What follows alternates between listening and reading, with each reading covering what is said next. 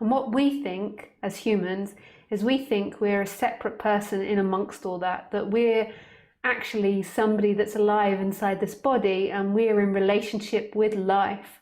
We're the only animal that separated itself out from life. All other animals and life forms are life. They don't remove themselves for life.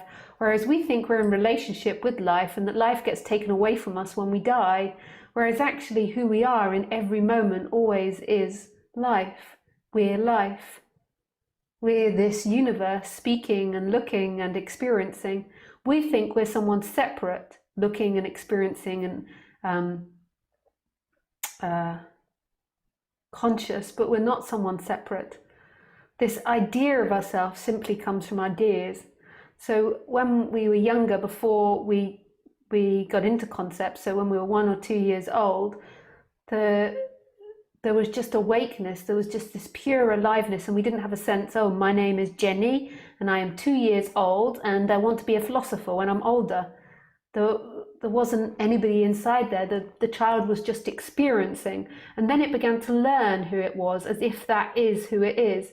So prior to learning who it was, so prior to the mum going, you're Jenny, you're from the United Kingdom, you're 3 years old, you're white, you're poor, you're stupid, you're bad, you're pretty.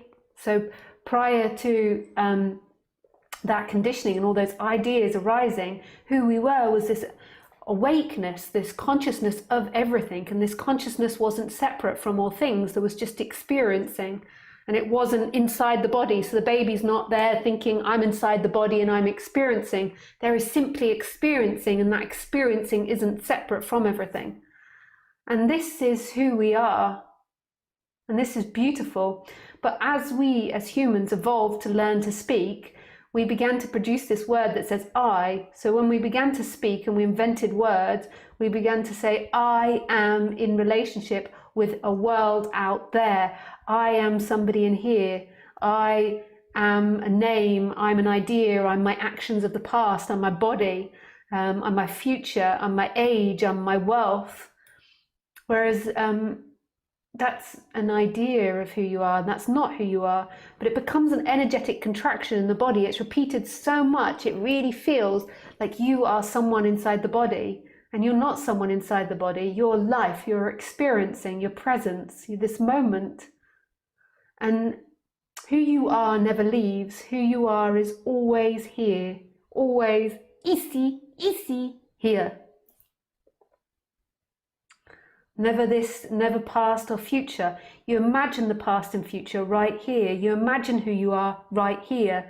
So in some moments you might think you're stupid. In some moments you might think you're brilliant. In some moments you might think you're an asshole. And some you might think that you're a really lovely person.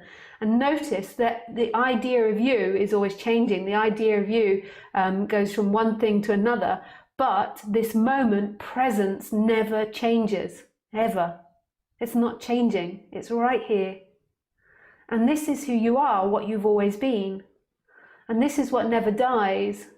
This consciousness, this awakeness. What dies is the body dies and the story of you dies. But that body and that story of you was never actually alive. What was alive was experiencing. That was an appearance happening in this.